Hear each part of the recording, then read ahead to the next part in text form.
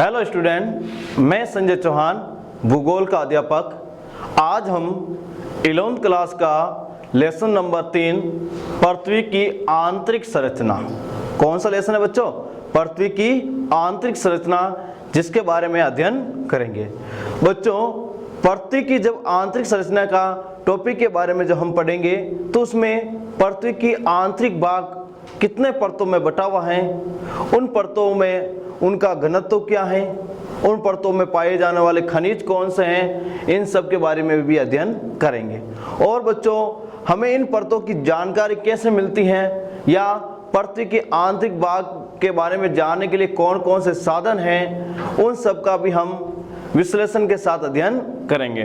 तो बच्चों, हमारे पृथ्वी की आंतरिक संरचना है, उनको जानने के लिए या फिर भूगर्भ की जानकारी के जो साधन है उनको जानने के लिए कौन कौन से स्रोत हैं, उनके बारे में पहले देखते हैं। तो भूगर्भ को जानने के लिए बच्चों दो स्रोत को मुख्य माना गया है। प्रथम स्रोत है प्रत्यक्ष और दूसरा है अप्रत्यक्ष स्रोत। अब प्रत्यक्ष और अप्रत्यक्ष, इसमें कौन कौन से स्रोत हैं, उनका हम विश्लेषण के साथ अध्ययन करते हैं। पहले हम लेते हैं प्रत्यक्ष स्रोत। यदि प्रत्यक्ष स्रोत के अंदर देखते हैं, मुख्य रूप से 5 बिंदु बने हुए हैं, जिसके बारे में हम अध्ययन करेंगे। तो पहला बिंदु हम लेते हैं बच्चों। पहला बिंदु में क्या बताया हुआ है? पृथ्वी से सबसे आसानी से उपलब्ध ठोस पदार्थ धरातलीय चट्टान है, और पृथ्वी की सबसे कठोर या धरातल की सबसे ऊपरी जो परत है, उस पर सबसे कठोर जो चीज है वो क्या है बच्चों? चट्टाने हैं। क्या है बच्चों? चट्टाने। और आपको खुद को भी मालूम है, जो मिट्टी होती है या चट्टान होती है, इनकी यदि तुलना करें तो चट्टान मिट्टी की तुलना में कठोर मानी जाती है। और बच्चों, आपको मालूम ही है, चट्टान से ही अन्य प्रकार की जो मिट्टी है या सॉइल है, उनका निर्माण होता है। अब बच्चों, मैं आपको बता देता हूं चट्टान क्या होती है। चट्टान धरातल की सबसे ऊपरी कठोर परत होती है, जिसमें विभिन्न प्रकार के खनिज तत्व पाए जाते हैं। चट्टानें मुख्य रूप से बच्चों 3 भागों में या 3 प्रकार की पाई जाती है। सबसे पहली चट्टान आग्नेय चट्टान है, जिसे प्राइमरी सेल के नाम से भी जाना जाता है बच्चों। दूसरी अवसादी चट्टान और तीसरी कायांतरित या रूपांतरित चट्टान है। ये जो टॉपिक है, हम लेसन नंबर 4 होगा, उसके अंदर थोड़ी बहुत इसका अध्ययन करेंगे। अब आगे देखते हैं बच्चों, जो हम खनन क्षेत्रों से प्राप्त करते हैं, और चट्टानें होती हैं या चट्टानों के जो अंश होते हैं या टुकड़े होते हैं, वो हमें कहां से प्राप्त होते हैं बच्चों? खनन प्रक्रिया से। और खनन प्रक्रिया क्या है वो आपको मालूम ही है, मैंने आपको पहले भी बताया था बच्चों। खनन और खनिज थोड़ा सा ही अंतर होता है। खनन एक प्रक्रिया होती है बच्चों, और खनिज पदार्थ होता है। क्या होता है बच्चों? पदार्थ। खनन की यदि परिभाषा बोली जाए बच्चों, तो खनिजों को बाहर निकालने की प्रक्रिया क्या कहलाती है बच्चों? खनन। एक बार फिर से रिपीट करता हूं बच्चों, जमीन से खनिजों को बाहर निकालने की प्रक्रिया क्या कहलाती है बच्चों? खनन कहलाती है। और यदि बच्चों आपको खनिज की परिभाषा पूछ लें तो सीधी सी परिभाषा बतानी है, जमीन से खोदकर निकाले गए पदार्थ क्या कहलाते हैं? खनिज।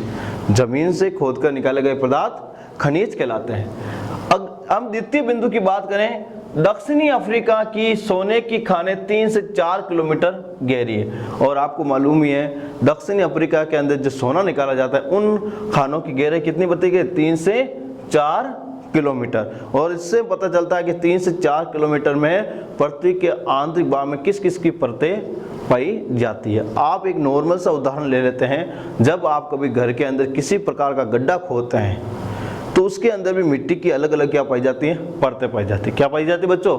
अलग अलग प्रकार की या अलग अलग रंगों की परतें पाई जाती है। उसी प्रकार पृथ्वी के आंतरिक भाग भी बहुत अलग अलग परतों से बटा हुआ है। आगे देखते हैं बच्चों, जिससे पृथ्वी की जानकारी प्राप्त कर सकते हैं। और दक्षिण अफ्रीका की सोने की जो खान है 3 से 4 किलोमीटर गहरी, उसके माध्यम से भी हम पृथ्वी के आंतरिक भाग में क्या है, या इसकी गहराई कितनी है, या इसमें कौन कौन सी परतें हैं, इसके बारे में हम विश्लेषण के साथ अध्ययन कर सकते हैं और पता लगा सकते हैं।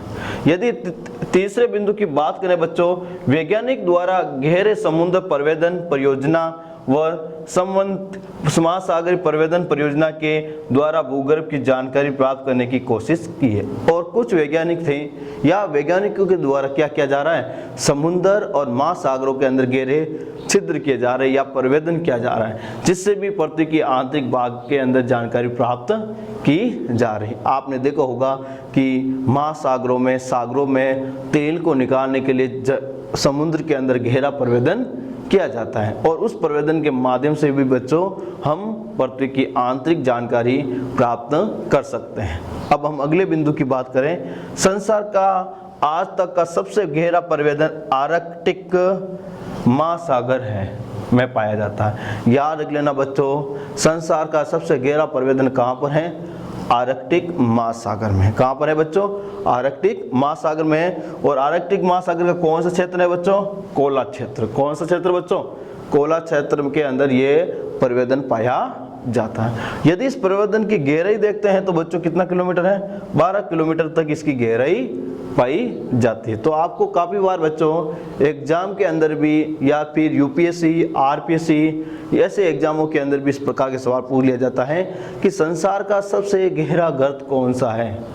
तो संसार का सबसे गहरा गर्त है वो है मेरियाना गर्त। कौन सा है बच्चों, मेरियाना गर्त, जो 11,033 मतलब 11,033 मीटर गहरा है, जो प्रशांत महासागर में स्थित है। और यदि बच्चों आपसे पूछ ले संसार का सबसे गहरा पर्यवेक्षण कौन सा है, कौन सा संसार का सबसे गहरा पर्यवेक्षण कौन सा है, तो वो सीधा याद रखना आर्कटिक महासागर का कोला क्षेत्र में स्थित पर्यवेक्षण संसार का सबसे गहरा पर्यवेक्षण है। और उसकी गहराई कितनी है बच्चों, 12 किलोमीटर। इस तरह हमने अगले बिंदु का अध्ययन करते हैं। ज्वालामुखी उद्गार प्रक्रिया से प्राप्त लावा को प्रयोगशाला में अन्वेषण करके भूगर्भ की जानकारी प्राप्त की जा सकती है। देखो, जमीन के अंदर से निकलने वाला जो धरातल पर आकर ठंडा हो जाए मेघवा, उसे कहते हैं हम लावा। और उस लावा को हम प्रयोगशाला या लैब के अंदर ले जाते हैं और उसका क्या करते हैं, अध्ययन करते हैं, अन्वेषण करते हैं। और उस अध्ययन से हमें पता चलता है कि पृथ्वी के आंतरिक भाग में कौन कौन से खनिज पाए गए हैं और आंतरिक भाग में कितना तापमान था, जिसके कारण ये चट्टानें पिघल कर द्रव्य अवस्था में परिवर्तन हो गई, और इस लावा के अंदर कौन कौन से खनिज पाए जाते हैं। ये हम किस प्रक्रिया के माध्यम से पता लगा सकते हैं, ज्वालामुखी प्रक्रिया के माध्यम से। तो आपको बच्चों ज्वालामुखी जो शब्द मिला है उसकी परिभाषा तो आपको विदित है, आप जानते भी होंगे क्योंकि छोटी क्लासों में इसकी परिभाषा आपने पढ़ी है। फिर भी मैं आपको एक बार रिपीट कर देता हूँ बच्चों, ज्वालामुखी क्या है। तो यदि आपको मैं ज्वालामुखी की परिभाषा बोलता हूँ तो सीधी सी याद रखना है बच्चों, पृथ्वी के आंतरिक भाग में जब तापमान की, वापस सुन लेना बच्चों, जब पृथ्वी के आंतरिक भाग में जब तापमान की वृद्धि हो जाती है तो चट्टानें पिघल जाती हैं, फिर किसी भी छिद्र या नली के माध्यम से जब धरातल से बाहर निकलकर धरातल पर आकर ठंडी हो जाती हैं, उस सारी प्रक्रिया को हम क्या कहते हैं, ज्वालामुखी प्रक्रिया। और जब जमीन के अंदर से जो पदार्थ बाहर निकलता है वो मैग्मा कहलाता है, और बाहर आने के बाद जब वो मैग्मा ठंडा हो जाता है बच्चों, उसे लावा कहते हैं। और ज्वालामुखी प्रक्रिया के माध्यम से ही चट्टानों का निर्माण होता है, क्योंकि प्रारंभिक जो चट्टान है वो ज्वालामुखी प्रक्रिया से ही बनती है, जिसे हम कहते हैं आग्नेय शेल। अब अपन दूसरे स्रोत की बात करें, उसका नाम है अप्रत्यक्ष स्रोत। कौन सा बच्चों, अप्रत्यक्ष स्रोत। देखो, हमने पहले प्रत्यक्ष स्रोत के 5 बिंदु पढ़े, अब हम पढ़ते हैं अप्रत्यक्ष स्रोत। और अप्रत्यक्ष स्रोत के बारे में जब हम पढ़ेंगे तो इसके अंदर हम महत्वपूर्ण बिंदु जैसे तापमान, दबाव, आयतन, ज्वालामुखी के साथ साथ अपन भूकंप, क्योंकि ज्वालामुखी हमने प्रत्यक्ष स्रोत में पढ़ लिया, तो अप्रत्यक्ष में कौन सा पढ़ेंगे हम, भूकंप, गुरुत्वाकर्षण, चुंबकीय क्षेत्र, ये सारे ऐसे पर्वतीय हैं जो हम इस अप्रत्यक्ष स्रोत के अंदर पढ़ेंगे। तो सबसे पहले लेते हैं अपन तापमान। क्या लेते हैं बच्चों, तापमान। और आपको मालूम ही है तापमान से भी पृथ्वी की आंतरिक संरचना के बारे में जानकारी प्राप्त हो सकती है, क्योंकि जैसे जैसे हम गहराई में जाएंगे तापमान में क्या आएगा बच्चों, परिवर्तन आएगा। और परिवर्तन आएगा तो हम पता लगा सकते हैं कि इतनी इतनी गहराई के बाद में ये चट्टानें या फिर इसका तापमान इतना होता है। अब बच्चों यदि तापमान के बारे में यदि मैं थोड़ा सा बोल देता हूँ, तो तापमान को जो मापा जाता है वो हमेशा सेंटीग्रेड में मापा जाता है या फिर फ़ारेनहाइट के अंदर मापा जाता है। याद लेना, तापमान को हम सेंटीग्रेड या फ़ारेनहाइट के अंदर मापते हैं। तो सेंटीग्रेड कुछ तापमान के बताए गए, उसके बारे में भी हम देखेंगे।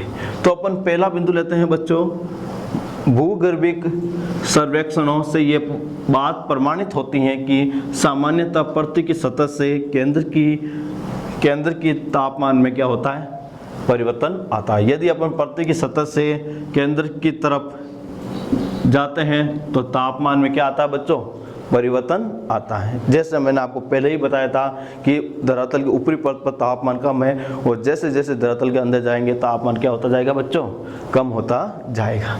यदि अपन द्वितीय बिंदु की बात करें बच्चों, तो पृथ्वी की सतह से केंद्र की ओर प्रति 32 मीटर की गहराई पर 1 सेंटीग्रेड तापमान बढ़ता है। यदि हमारी ये पृथ्वी है, पृथ्वी के केंद्र की तरफ जाएंगे तो प्रति 1 मीटर, जैसे ये हो गया हमारा सेंटर, तो यहाँ से अपन जैसे जैसे इस गहराई के अंदर जाएंगे तो प्रति 1 सेंटीग्रेड जो तापमान है वो हमारे 32 मीटर की गहराई पर परिवर्तन होगा। लेकिन ये जो बढ़ने की जो दर है, जो 1 सेंटीग्रेड 32 मीटर की गहराई पर जो बढ़ता है तापमान, जो बढ़ने की दर है वो जैसे जैसे गहराई में जाएंगे उसमें क्या आता जाएगा, और उसमें परिवर्तन आता जाएगा। बढ़ने की दर भी समान नहीं रहती, इसे सामान्य ह्रास दर कहा जाता है। देख लो ना बच्चों, वापस मैं कह रहा हूँ, पृथ्वी की सतह से केंद्र की ओर प्रति 32 मीटर की गहराई पर 1 सेंटीग्रेड तापमान जो बढ़ता है उसे सामान्य ह्रास दर कहा जाता है। और आपको मालूम ही है कि प्रत्येक जो सेंटर बिंदु है, जो हमारा जो पृथ्वी की ओर जाते हैं तो तापमान में कुछ ना कुछ परिवर्तन आता ही रहेगा। यदि अपन तृतीय बिंदु की बात करें तो पृथ्वी के केंद्र का तापमान लगभग 2000 सेंटीग्रेड से अधिक है। कितना है बच्चों, 2000 सेंटीग्रेड से भी अधिक है। और आपको पढ़ा भी होगा कि पृथ्वी का जो तापमान है वो सेंटर में अधिक होता है और ऊपरी परत पर कम होता है। इसलिए पृथ्वी के आंतरिक भाग में तापमान अधिक होने से ही चट्टानें पिघलकर द्रव्य अवस्था में परिवर्तन होती हैं और वही द्रव्य अवस्था में परिवर्तन चट्टानें ज्वालामुखी के रूप में धरातल पर आकर लावा के रूप में जम जाते हैं और चट्टानों का निर्माण करते हैं। अब हम अप्रत्यक्ष स्रोत का तापमान के बाद दूसरा बिंदु लेते हैं बच्चों, वो है दबाव। दबाव आपको मालूम ही है, किसी प्रति इकाई क्षेत्र पर वायु का जो दाब लगता है वही दबाव या वायु दाब कहलाता है, क्योंकि वायु दाब ही दबाव का ही भाग है। एग्जाम्पल के रूप में, यदि अपन के ऊपर वायु का यदि दाब नहीं होता तो हम कभी भी स्थिर भी नहीं रह पाते, क्योंकि वायु का दाब और गुरुत्वाकर्षण बल ये आपस में मिलने के कारण ही हम यहाँ पर खड़े हैं। यहाँ तक कि आपने देखा होगा कि जब हम बाइक चलाते हैं उसके अंदर जो टायर्स होते हैं उसके अंदर भी वायु भर दी जाती है और फिर उसके ऊपर क्या लगता है, दबाव। लेकिन फिर भी वायु के अंदर भरी होने के कारण वो दबाव वो सहन कर पाती हैं और वो वाहन चल पाते हैं। तो उसी तरह बच्चों ये दबाव पृथ्वी के आंतरिक भाग के अंदर भी देखने को मिलता है। और आपको मालूम ही है, जैसे जैसे हम किसी चीज पर जितना ज्यादा प्रेशर डालेंगे, जितना ज्यादा दबाव डालेंगे, वो वैसे उतना उतना आंतरिक भाग में दबाव बढ़ता ही जाएगा। और दबाव बढ़ने से आपको मालूम ही है घनत्व भी बढ़ता है, आपको खुद को ही मालूम है। जैसे अपन एग्जाम्पल के रूप में यदि अपन कोई एक गुब्बारा लें, उसके अंदर गैस भर दें और फिर उसके ऊपर प्रेशर डालो, तो एक समय तक तो वो गुब्बारा क्या होगा, वो बाहर की साइड या किसी न जगह अपने जगह घेरने की कोशिश करेगा और एक समय ऐसा आएगा वो जगह घेरना बंद कर देगा और उसके ऊपर बहुत ज़्यादा प्रेशर बन जाएगा। तो उसी तरह हम दबाव बिंदु लेते हैं बच्चों।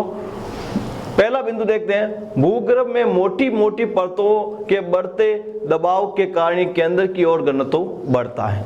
और भूगर्भ के ऊपर क्या है, मिट्टी की, चट्टानों की बड़ी बड़ी परतें आ जाती हैं। किसकी आ जाती है बच्चों, मिट्टी की और चट्टानों की। और मिट्टी की और चट्टानों की वही परतें हैं, वो पृथ्वी के आंतरिक भाग में क्या डालती है बच्चों, दबाव डालती हैं। और उसके दबाव के कारण आंतरिक भाग में कई भाग ठोस हो जाता है और कई भाग द्रव्य अवस्था में परिवर्तन हो जाता है। तो ये दबाव पृथ्वी के आंतरिक भाग को बहुत बड़ी मात्रा या बहुत अधिक मात्रा में प्रभावित करता है। यदि अपन इसके दूसरे बिंदु की बात करें बच्चों, केंद्र में अधिक दबाव व अधिक तापमान के कारण सहले प्लास्टिक नुमा ठोस हो जाती है, और केंद्र के अंदर जब अधिक दबाव हो जाता है और अधिक तापमान हो जाता है तो चट्टानें किस नुमा हो जाती है? प्लास्टिक नुमा। प्लास्टिक नुमा का मतलब है कि चट्टानों की आकृति जिस रूप में गिरानी चाहिए या जिस रूप में देनी चाहिए उस रूप में आने लग जाती, क्योंकि चट्टानें रबड़ की तरह सॉफ्ट होने लग जाती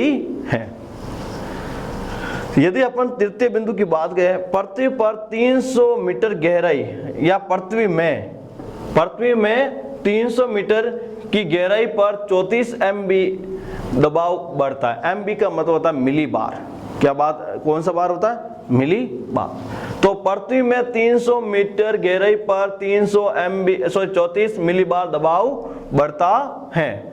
आपको मालूम ही है कि दबाव या वायु दाब को ज्ञात करने की जो यूनिट है वो क्या है बच्चों? मिली बार। क्या है बच्चों? मिली बार, जिसे शॉर्ट में क्या लिखते हैं? MB। क्या लिखते हैं? MB। और आपको मालूम ही है वायु दाब को मापने के लिए एक यंत्र होता है, उसका नाम है बैरोमीटर। क्या है बच्चों? बैरोमीटर। और आपको दूसरे रूप में इसको कह देते हैं वायु दाब मापी। क्या कह सकते हो इसको? वायु दाब मापी, जो दो रूपों में के अंदर भी देखने को मिलती है। अब वायु दाब मापी के माध्यम से हम दबाव की जानकारी प्राप्त कर सकते हैं। अब अपन अगला बिंदु लेते हैं बच्चों, वो है घनत्व। घनत्व आपको मालूम ही है कि किसी प्रति इकाई क्षेत्र को निर्धारित करता है। घनत्व हमेशा किसको निर्धारित करता है बच्चों? प्रति इकाई क्षेत्र को निर्धारित करता है, चाहे वो जनसंख्या घनत्व हो, चाहे कृषि घनत्व हो, चाहे अपन जन्म दर मृत्यु दर घनत्व हो, कुछ भी हो, वो प्रति इकाई क्षेत्र को क्या करता है? निर्धारण। और प्रति इकाई क्षेत्र में जैसे अपन कृषि ली तो फसलों के बारे में हो जाएगा या कृषि के बारे में हो जाएगा, यदि जनसंख्या ली तो जनसंख्या के बारे में हो जाएगा। तो ये घनत्व है वो अपन इसको थोड़ा सा अलग लेकर पढ़ेंगे, क्योंकि इस घनत्व का मतलब होता है कि पृथ्वी के अंदर के दबाव से होता है। किससे होता है बच्चों? दबाव। क्योंकि जितना ज्यादा दबाव होगा उतना ज्यादा घनत्व अधिक होगा। और आपको एक बात याद रख लेना है, ठोस पदार्थ का घनत्व अधिक होता है और द्रव्य पदार्थ का घनत्व क्या होता है? कम होता है। इसके लिए आपने एक विज्ञान के अंदर एक चैप्टर भी आपने पढ़ा होगा, ठोस, द्रव्य और गैस। यदि उसको अंदर देखा जाए तो सबसे ज्यादा घनत्व ठोस का होता है, उसके बाद द्रव्य अवस्था का होता है, उसके बाद गैसीय अवस्था का होता है। तो अपन पृथ्वी का जो आंतरिक भाग है वो ठोस अवस्था में भी है और द्रव्य अवस्था के अंदर भी है। तो अपन लेते हैं पृथ्वी के केंद्र की ओर निरंतर दबाव बढ़ने और भारी पदार्थों के होने के कारण उसकी परतों का घनत्व भी बढ़ता है। इसमें क्या कहा गया बच्चों? पृथ्वी के केंद्र की ओर निरंतर क्या हो रहा है? मोटी मोटी चट्टानों से या मोटी मोटी रेत की परतों के कारण उसके ऊपर क्या बढ़ रहा है? दबाव बढ़ रहा है। और उसी दबाव के कारण बच्चों पृथ्वी के आंतरिक भाग के घनत्व में भी क्या हो रही है? वृद्धि हो रही है। और घनत्व में वृद्धि हो रही है उसके बारे में आपको पता ही है, बहुत सारी भूगोलवेताएं, स्वेस है, प्लैंक है या न्यूटन है, उन्होंने अपनी विचारधारा के अनुसार पृथ्वी के आंतरिक भाग का जो घनत्व है सबके लिए अलग अलग बताया है, क्योंकि उन्होंने अलग अलग परतों के नाम दिए और उनके अलग अलग परतों के नाम पर उनका अलग अलग घनत्व भी दर्शाया है। अब बच्चों हम दूसरे बिंदु की बात करें, न्यूटन ने गुरुत्वाकर्षण सिद्धांत के अनुसार संपूर्ण पृथ्वी का घनत्व जो 5.5 ग्राम सेंटीमीटर क्यूब परिकलित किया है। मतलब सर आइजैक न्यूटन जिसने गुरुत्वाकर्षण बल की क्या की थी? खोज की थी। और सर आइजैक न्यूटन ने जब इसने गुरुत्वाकर्षण बल की खोज की उसके बाद उन्होंने पृथ्वी के आंतरिक भाग का घनत्व जानने की कोशिश की। उस समय उन्होंने बताया कि पृथ्वी का जो आंतरिक भाग का जो औसत घनत्व है, पृथ्वी के आंतरिक भाग का जो औसत घनत्व है बच्चों वो है 5.5 ग्राम सेंटीमीटर क्यूब। कितना है? 5.5 ग्राम सेंटीमीटर क्यूब। अगले बिंदु की बात करें बच्चों, न्यूटन के अनुसार धरातल का घनत्व, सर आइजैक न्यूटन के अनुसार धरातल का घनत्व 2.6 से 3.3 ग्राम सेंटीमीटर क्यूब है। धरातल का घनत्व मतलब सबसे ऊपरी परत का जो घनत्व बताया उन्होंने कितना बताया? 2.6 से 3.3 ग्राम सेंटीमीटर क्यूब। एवं केंद्र का औसत घनत्व 11 ग्राम सेंटीमीटर क्यूब बताया, और जबकि सेंटर पॉइंट है उसका जो घनत्व है वो कितना बताया बच्चों, 11 ग्राम सेंटीमीटर क्यूब। इस तरह घनत्व के आधार पर सर आइजैक न्यूटन ने उनको दो मुख्य परतों में बांट दिया, धरातलीय परत और केंद्रीय परत। इसलिए उन्हें धरातल का जो घनत्व है वो 2.6 से लेकर 3.3 gram centimetre cube, and centre point का जो उन्होंने घनत्व है 11 ग्राम सेंटीमीटर क्यूब बताया है। अब बच्चों हम भूगर्भ के आंतरिक भाग के जो स्रोत हैं उसका दूसरा भाग लेते हैं, वो है गुरुत्वाकर्षण बल। कौन सा बल है? गुरुत्वाकर्षण बल। और आपको मैंने पहले भी बताया था गुरुत्वाकर्षण बल की जो खोज है वो सर आइजैक न्यूटन ने की थी। किसने की थी बच्चों? सर आइजैक न्यूटन ने। देखो बच्चों, एक बार सर आइजैक न्यूटन एक सेम के पेड़ के नीचे सो रहा था। क्या कर रहा था? सो रहा था बच्चों, और सोते सोते उसके ऊपर एक सेव आकर गिरी। तो उन्होंने सोचा कि ये सेव पेड़ से नीचे की तरफ क्यों गिरी, ऊपर की साइड क्यों नहीं गई। तो उस विचारधारा को सोचते सोचते उन्होंने एक बल की खोज कर दी। उस बल का नाम क्या रहा था बच्चों? गुरुत्वाकर्षण बल। तो वही बल है जो पृथ्वी के आंतरिक भाग के स्रोतों के बारे में भी हमें जानकारी देता है। तो बच्चों इसका जो पहला बिंदु अपन लेते हैं, तो देखिए पृथ्वी के धरातल पर भी विभिन्न अक्षांशों पर गुरुत्वाकर्षण बल एक समान नहीं होता है। देखो सर आइजैक न्यूटन ने एक बात स्पष्ट की है कि प्रति अक्षांश या प्रत्येक अक्षांश पर गुरुत्वाकर्षण बल समान नहीं होता है। एक मैं आपको बिंदु के माध्यम से बता देता हूं। सबसे पहले तो एक याद रखना है, अक्षांश क्या होती है? क्या होती है अक्षांश? तो बच्चों मैं आपको ज़्यादा डिफिकल्ट परिभाषा ना बताते हुए मैं आपको नॉर्मल परिभाषा बताता हूँ। सीधी सी याद रखना है कि अक्षांश वह काल्पनिक रेखा है, अक्षांश वह काल्पनिक रेखा है जो पूर्व को पश्चिम से मिलाती है। अक्षांश वो काल्पनिक रेखा है जो पूर्व से पश्चिम को मिलाती है और देशांतर के ऊपर एक कोणात्मक दूरी भी प्रदर्शित करती है। और हमारी जो पृथ्वी है उसके ऊपर जो अक्षांश है वो 181 है। अक्षांश कितनी है बच्चों? 181। और अक्षांश रेखाएं पूछ ले बच्चों, अक्षांश रेखाएं तो आपको याद रखनी है बच्चों, वो सिर्फ 179 है। कितनी है बच्चों? 179। कारण मैं बता रहा हूं बच्चों कि जो उत्तरी ध्रुव और दक्षिणी ध्रुव के ऊपर जो अक्षांश रेखा है वो एक पॉइंट के रूप में है। किस रूप में है बच्चों? पॉइंट के रूप में। इसलिए वो रेखा ना होकर क्या हुई? पॉइंट हुए। और जबकि 179 क्या है? हमारी अक्षांश है, क्योंकि टोटल 181 अक्षांश, उनमें से दो ध्रुव हो गए। एक कौन सा हो गया? उत्तरी ध्रुव, और दूसरा दक्षिणी ध्रुव। दो माइनस हुए तो कितने बचे बच्चों? 179। और उन्होंने क्या कहा था कि प्रत्येक अक्षांश पर गुरुत्वाकर्षण बल समान नहीं होता है। कैसे नहीं होता है? क्योंकि इसमें अगला बिंदु भी दिया हुआ है कि गुरुत्वाकर्षण बल ध्रुवों पर अधिक एवं भूमध्य रेखा पर कम होता है। और उन्होंने क्या बताया कि गुरुत्वाकर्षण बल होता है वह ध्रुवों पर अधिक और भूमध्य रेखा पर क्या होता है? कम। ये हमारी जो पृथ्वी है और पृथ्वी के बीच में ये जो रेखा है वो कौन सी हुई बच्चों? भूमध्य रेखा। कौन सी रेखा हुई बच्चों? भूमध्य रेखा। और ये जो बिंदु है और ये जो बिंदु है वो क्या हो गए बच्चों? ध्रुव।